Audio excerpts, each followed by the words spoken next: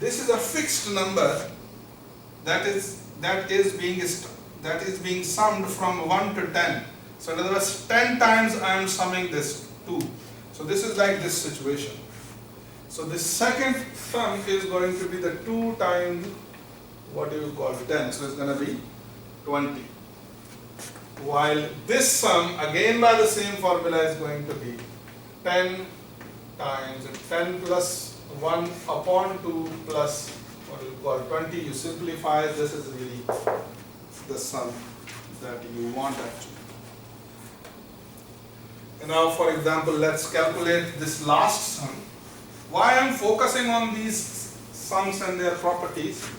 Because I'm going to use them later while computing the definite integrals actually, by definition.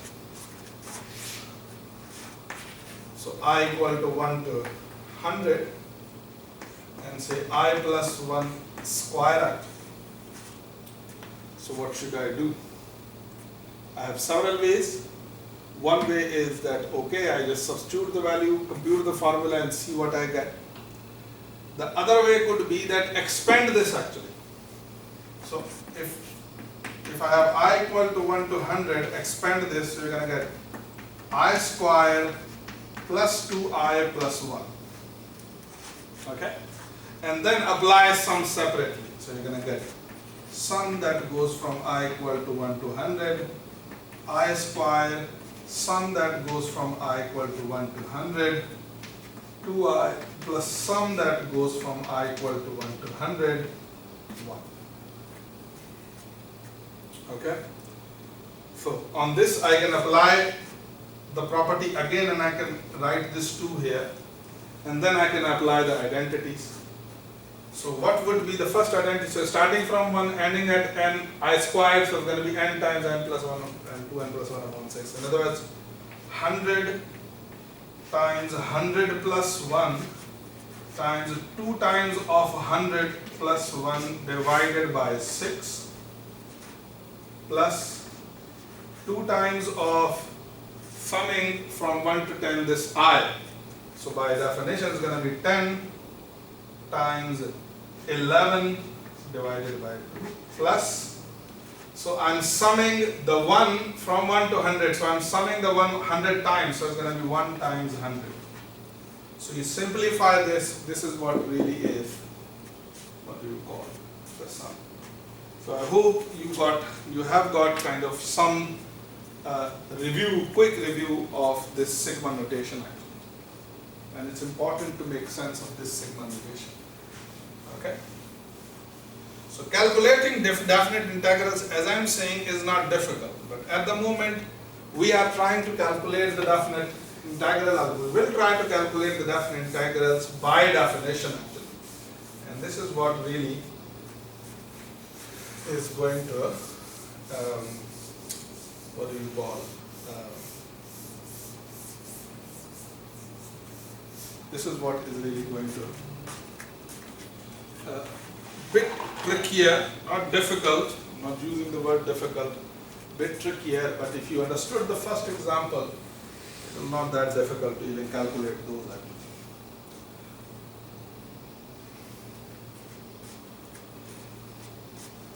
So here is the example.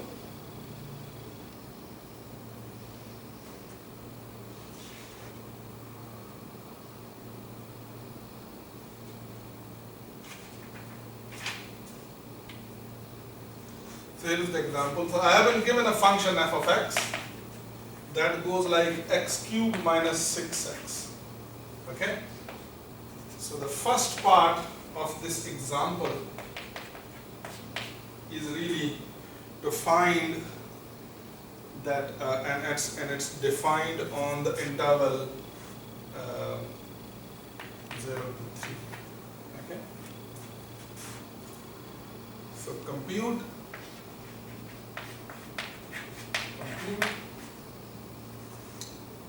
the Riemann sum. By the way, this sum, so in this a to b f of x dx that I wrote as I equal to 1 to n f of x I star times delta x I'm going to call this sum as the Riemann sum. Okay, this is a Riemann sum. So compute the Riemann sum. Okay.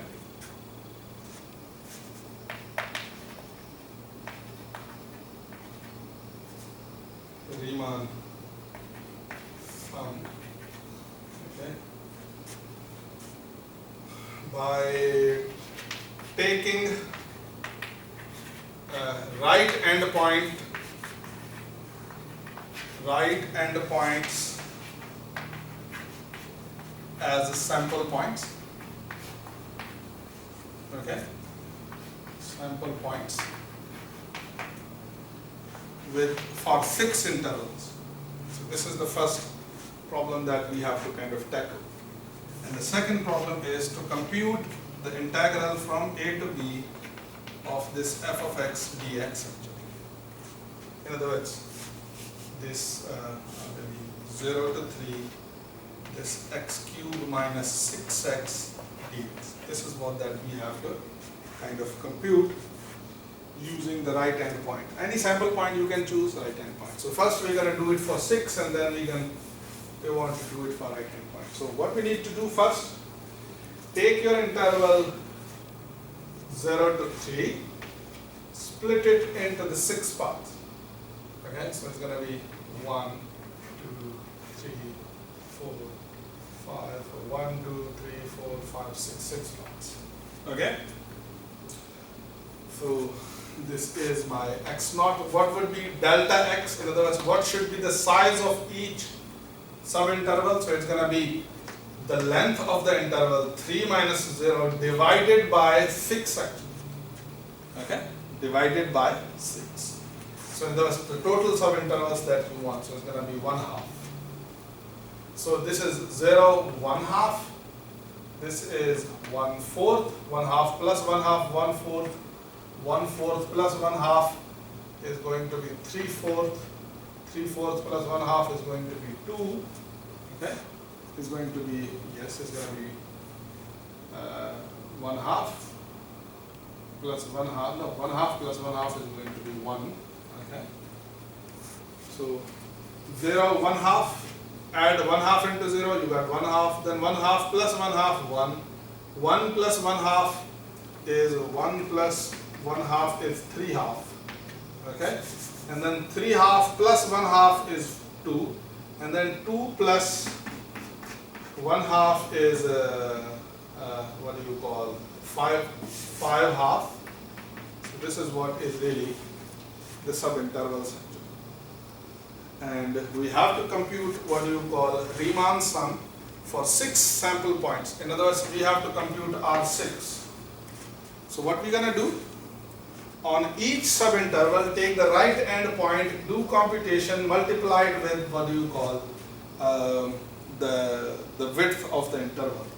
So R6 is going to be f of 1/2 times delta x plus f of say 1 times delta x plus f of 3/2 times delta x. I mean, if you wish, you can substitute the value of delta x 1/2, 1/2, 1/2 plus f of 2 times 1/2 plus f of 5/2 times 1/2, f of 3 times 1/2. Okay, this is what that you have to do. So now you have half. Substitute this 1/2 and 1 and 3/2 into the formula. Do the calculation. Substitute that number, at all of these positions, and what you're gonna get is going to be something like this actually. So you can also write it as 1/2. So the first value that you're gonna get is minus 2.875. The second is minus 5, which is yes, 1 minus 6 is minus 5, plus the third value is minus 5 minus 5.6 25 minus 4 plus 0, 625 plus 9. So these are the values that you get for all these values. So when you compute it, you're going to get an approximation of minus 3.9375. So this is what that you get. Okay? The Riemann sum with six intervals. Now I want to do calculation in general. Okay? I want to calculate the Riemann sum in general. So I'm going to do what? I'm going to take my interval 0 to 3, break it into n parts. Okay? Break it into n parts. So this is my, what do you call, so this is x0, x1, x2, so on and so forth. This is xn minus 1, and this is xn actually. Okay? So what would be delta x now? So the delta x now is going to be the length of the interval, 3 minus 0 divided by n, so it's going to be 3 over n actually. And what are the intervals? So the first interval is x0, x1, which is really 0 and 3 upon n. Second is x1, x2, which is x1 is 3 upon n. So what would be x2? So it's going to be 3 upon n plus 3 upon n. So it's going to be 6 upon n, so on and so forth. The final is going to be xn minus 1 and xn. Okay, so the final is going to be what actually? So if you see, these are the multiples of the 3. So xn minus, so x1 is 3 upon n, x2 is 3 times 2, upon what you call m. I mean, if you wish, if you remember the formula for say xn minus 1, so it was your a plus n minus 1 times delta x. Okay, n minus 1 times delta x. So what is a now? A is here 0 plus n minus 1. N minus, how did I get n minus 1? So whatever is the index actually. So shall I recall the general formula? So my xi is really a plus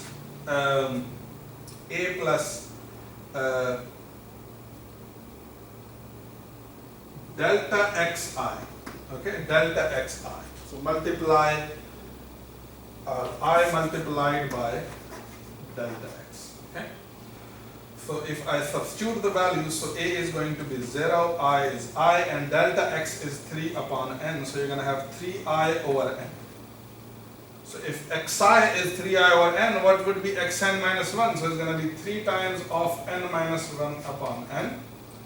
And what would be xn? So xn is going to be 3n upon n. So it's going to be 3 actually. It's going to be 3. Okay? So this is the recipe that you have to keep in hand. And now let's compute the sum. How are we going to compute the sum? The integral. So integral, we know that a to b is, this x cubed minus x dx is that you sum limit n goes to infinity I that goes from 1 to n of f of xi star times delta x. This is what it is. Now my xi stars are the right end points actually, as per given. So I can take them right end point, left end point, whatever you take it actually. So let's take this as right end point. Let's take this as the right end point. And what is right end point? So limit n goes to infinity and I equal to 1 to n delta x.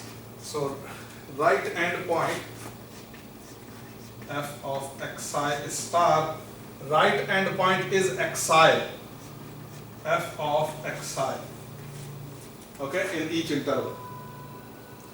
In each interval, right end point is xi. Okay.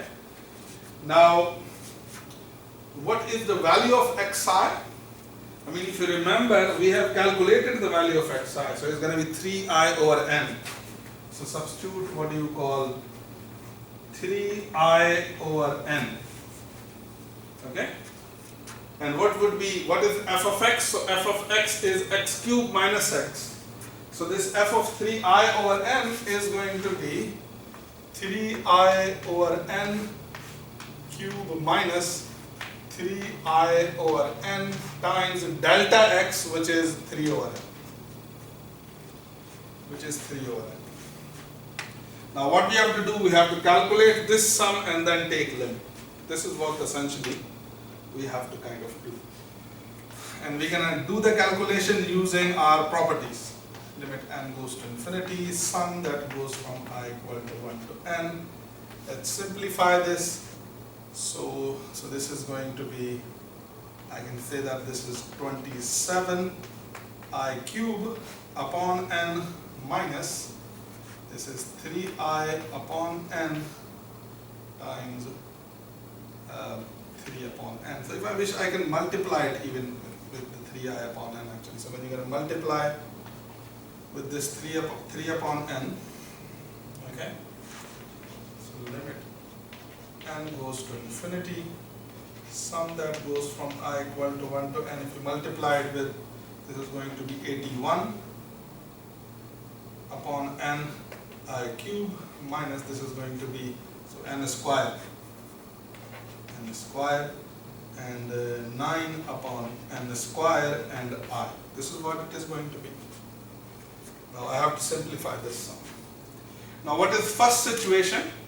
The first situation is that I have some constant that is multiple. So even before given that, I have a sum of difference, so I can separate it actually. So limit n goes to infinity, so take the sum that goes from I equal to 1 to n, 81 upon n square I cube minus sum that goes from I equal to 1 to n, 9 upon n square and I. Okay, this is what that you're going to get. The next is really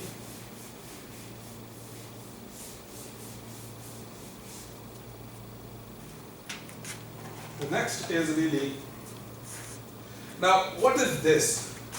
In this part there is no index I involved. There is no index I involved. So this is like the constant C. Okay, this is like the constant C. So I have a sum constant multiplied with I cube and a sum constant multiplied with I. So if I wish, I can pull this constant out of the sum, I can pull this sum out of the sum.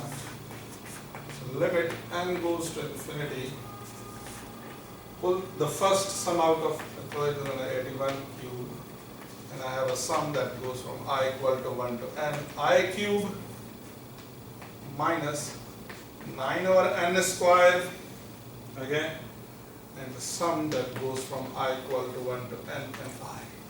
Okay, so that's an important thing. Now I know these two sums, so I can substitute the value of it. So limit n goes to infinity, 81 over n cube. This sum will be n times n plus 1 upon 2 square, okay, and minus 9 over n square, and this sum is going to be n times n plus 1 upon 2, okay, n times n plus 1 upon 2. Limit n goes to infinity. Now I can simplify this. By the way, this is when you will, okay, so I made a mistake.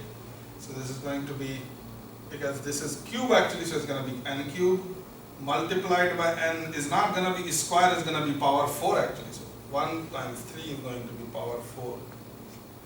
Power 4. This is going to be power 4 and power 4 because it should cancel from there. So if I simplify this a little bit more, n power 4, the next is really to compute the limit. We know how to compute such limit. N square n plus 1 square upon 2. minus 9 over n square, and say for example from this bracket if I pull one n out, so it will be n times n 1 plus 1 upon n upon 2. Okay, so what is the easiest recipe to calculate, say, limit n goes to infinity type sums? From the numerator and from the denominator, take the highest power common actually. Take the highest power common and cancel and see whatever remains. So whatever remains, just take limits actually. Okay? So from this n was already there, from this bracket I took n outside, so the n square is the highest power from the numerator that is common. So this n square will be cancelled with n square. Can I do something similar with it? So 81 over n power 4. So if I pull n square outside, so it's going to be n square. So it's going to be, if I pull n outside of the sum, so it's going to be n times 1 plus 1 upon n and square. But I can put this square separately on n, and this 1 over n plus n square separately upon 2. Minus 9 times 1 plus 1 upon n upon 2. Okay? So now this power 4 is cancelled with power 4, and now substitute the limits. So if I'm going to substitute the limit, I'm going to get 81 upon 2, and this will be 1 plus 1 over n, where n goes to infinity, so this would be 1 plus 1 over infinity means 1 over 0 actually. So this would be 1 plus 0 square, so it's going to be 1 plus 0 square minus, this is going to be 9 over 2, 1 plus 0, 1 plus 0. So the outcome is going to be 81 minus 9 upon, what do you call it, 2 actually. So the outcome, the final outcome that we get really is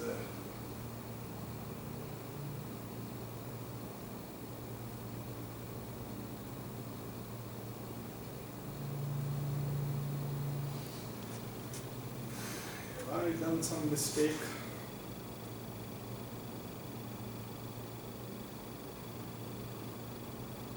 $81.27.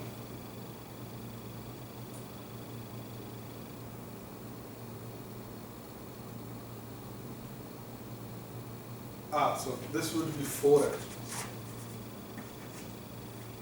This would be 4. Okay.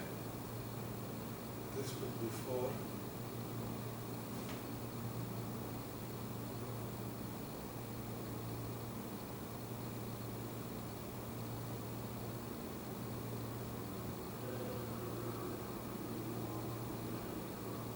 Okay.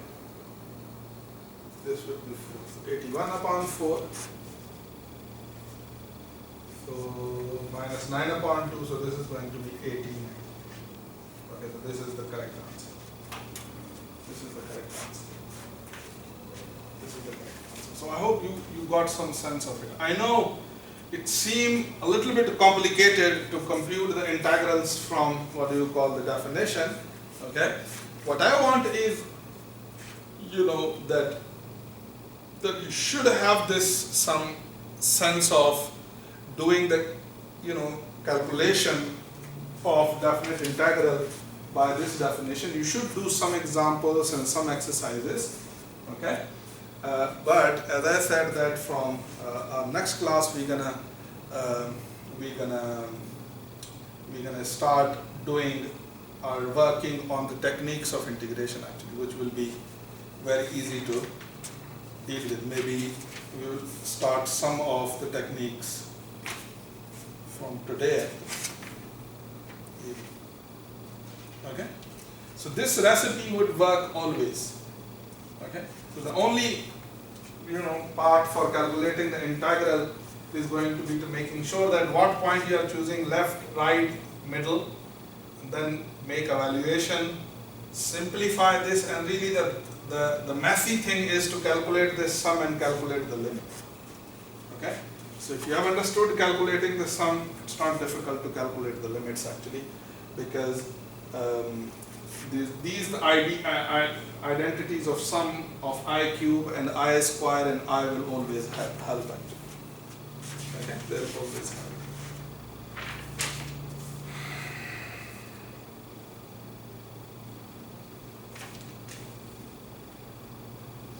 Now, I would like to write some properties of integrals. Okay. Properties of integrals. Definite integrals, sorry. Which are important. So we have learned the definition, we have learned some examples of calculating the definite integrals. The key thing that we would like to learn now is to, what do you call, computing the integral, doing the basic properties of the integral. So what are the basic properties of the integral? Properties of definite integral.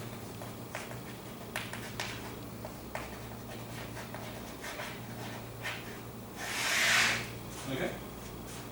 Properties of definite integral. So what are some properties? The first property is that if you have the integral a to b f of x dx and you have another integral that goes from b to a f of x dx. So one integral you calculated from 0 to 3, other calculated from b to a. The question is, are they going to be different? The answer is no and yes actually. They are going to be equal in value but opposite in sign actually. So you're going to have only minus multiplied by, what do you call, the value of the integral actually. So in other words, if you computed this, multiply with minus and you're going to get this integral, or other way around. Okay. Second, if you have, and why this would be the case, I mean, if you see the definition, it's not difficult to show actually. So I'm not getting into the proof of it, but these are some of the basic facts. So next is, if you integrate something from a to a. Now this is very strange actually. So integrating from a to a. So it's like I have an interval on which I want to integrate is not a to b, but it's a to the same point a. So that means you don't have an interval actually.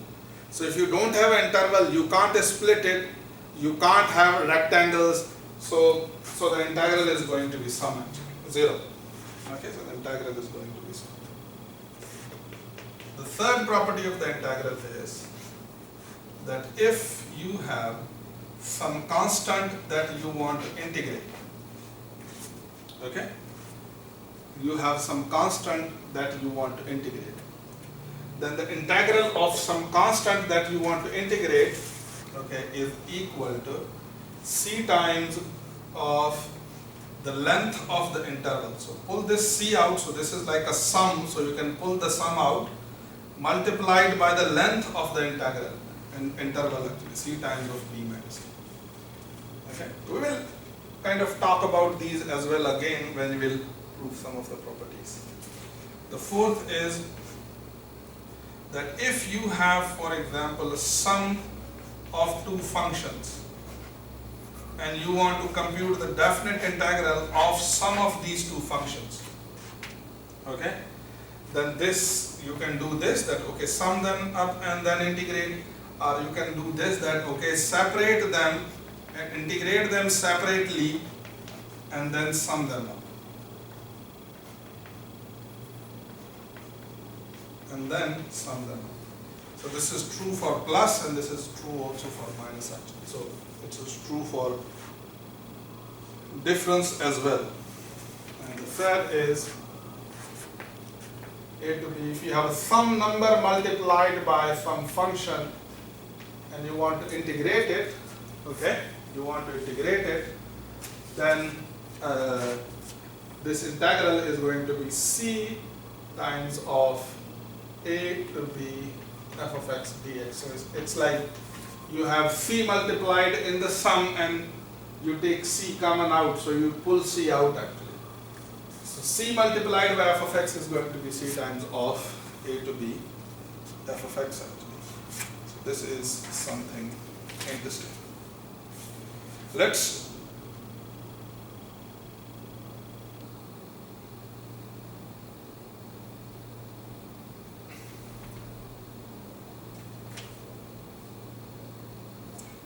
use these properties to